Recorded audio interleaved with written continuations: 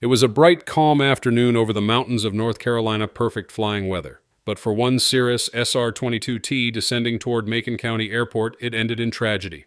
On board was Grammy-winning songwriter Brett James, his wife Melody Carole, and his stepdaughter Meryl Wilson. Their aircraft, November 218 Victor Bravo, went down just half a mile from the runway. Now the NTSB has released its preliminary report, giving us our first look at what happened. Let's check it out.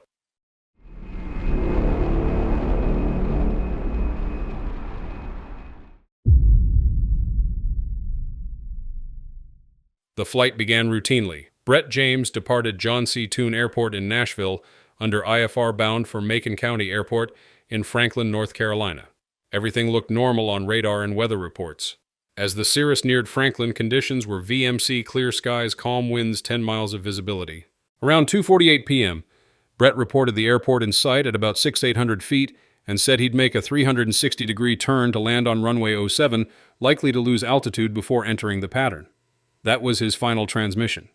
ADSB data shows the airplane starting a descending left 360, dropping from roughly 6,300 to 3,300 feet, MSL about 1,300 feet above the field. The data ends just half a mile short of the runway.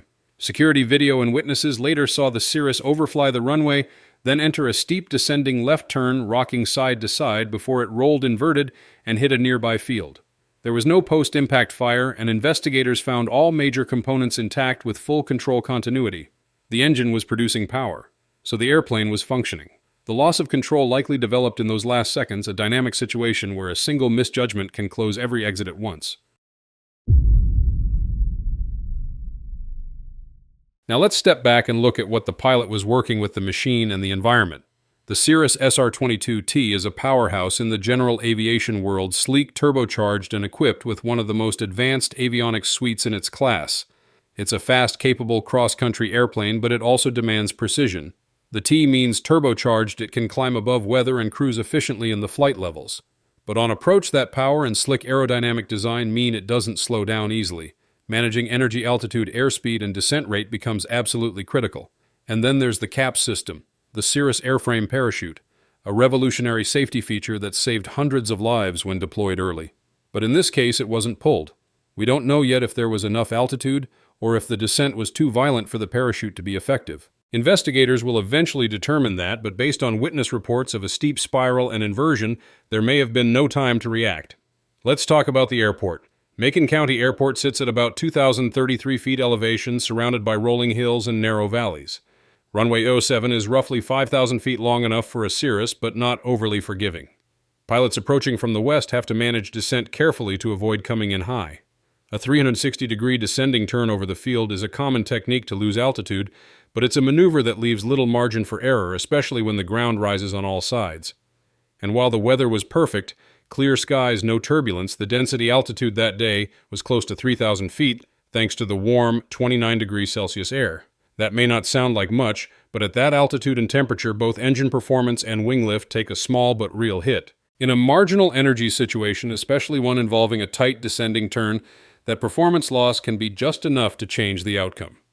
So you've got a high-performance airplane, a challenging mountain airport, and a descending 360-degree turn meant to lose altitude quickly. Add a hot day, thin air, and a heavy turbocharged plane that likes to stay fast, and suddenly the margin between stable flight and loss of control becomes razor thin.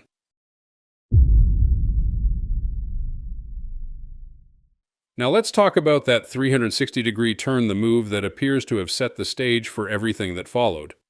Doing a descending 360-degree to lose altitude is a normal technique when it's done high enough. But doing it close to the ground, especially in a high-performance airplane like the SR22T, is a very different story. At low altitude, every degree of bank angle and every knot of airspeed matters. There's no buffer. Here's what happens aerodynamically. As the bank angle increases, so does the load factor, basically how much weight the wings have to carry. At 60 degrees of bank, the airplane pulls 2G, which means the wings need twice as much lift to stay level. The problem is that also means the stall speed jumps by about 40%. If you're not adding power and you're descending, that margin gets razor thin. Witnesses describe the Cirrus rocking its wings side to side just before rolling inverted. That rocking is a classic symptom of a developing or incipient stall, the airplane warning that one wing is about to quit flying. And if in that moment the pilot instinctively pulled back on the yoke to stop the descent, It would have actually tightened the spiral, increasing G-load even more and pitching the airplane into what we call a graveyard spiral, a tightening, high-speed descending turn that looks stable from the cockpit but ends in disaster if unchecked. The Cirrus SR22T, with its heavy nose and slick laminar flow wing, is particularly sensitive to energy changes. It can gain or lose airspeed fast. If you're too high and try to make it fit by circling low and tight, it's easy to find yourself below the power curve where drag builds and control response fades. We've seen this pattern before in other Cirrus and high-performance aircraft accidents where a quick descending turn near pattern altitude led to a sudden loss of control. It only takes seconds for a stable-looking maneuver to turn unrecoverable. And that's the takeaway here: altitude is time and time is life. If you're high, extend your downwind or go around. Use distance, not steepness, to manage your descent. Because once you start banking hard below pattern altitude, there's just no room to fix what goes wrong.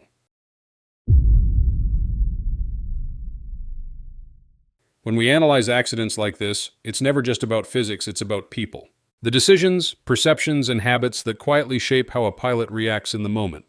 Brett James was an accomplished individual, a Grammy-winning songwriter, and a husband and father. We don't know much yet about his flying background, but like many Cirrus owners, he probably trained under Cirrus's transition or recurrent programs. Still, even with good training, general aviation flying is all about recency and mental bandwidth. You can be skilled, but if you're rusty, distracted, or just mentally saturated, performance drops quickly. There are several possible cognitive factors at play, and again, these are possibilities, not conclusions. First, there's get-there-itis, the subtle urge to finish a flight rather than circle or divert. After a long IFR leg, spotting the runway visually feels like the home stretch. That sense of, I've got it from here, can nudge pilots into rushing the approach. Then there's the high workload transition, going from the structured, predictable rhythm of IFR flying to the unstructured visual maneuvering in a valley surrounded by terrain. That's when a pilot's scan can narrow. We also can't rule out channelized attention, focusing too much on the runway or the descent rate and not enough on the airspeed indicator. In a high workload moment, airspeed decay can go unnoticed until it's too late. And finally, there's spatial disorientation. Even on clear days, a steep descending turn can mess with your inner ear and visual cues. When you're low and pulling Gs, it's easy to misread what the airplane's actually doing. The NTSB hasn't found any sign of medical issues or impairment, so what we're likely looking at is a sequence of minor misjudgments stacking up, creating a situation that no longer allowed recovery. And that's the reality of flying. Loss of control rarely comes from one bad decision. It's a series of small ones that all point in the same direction.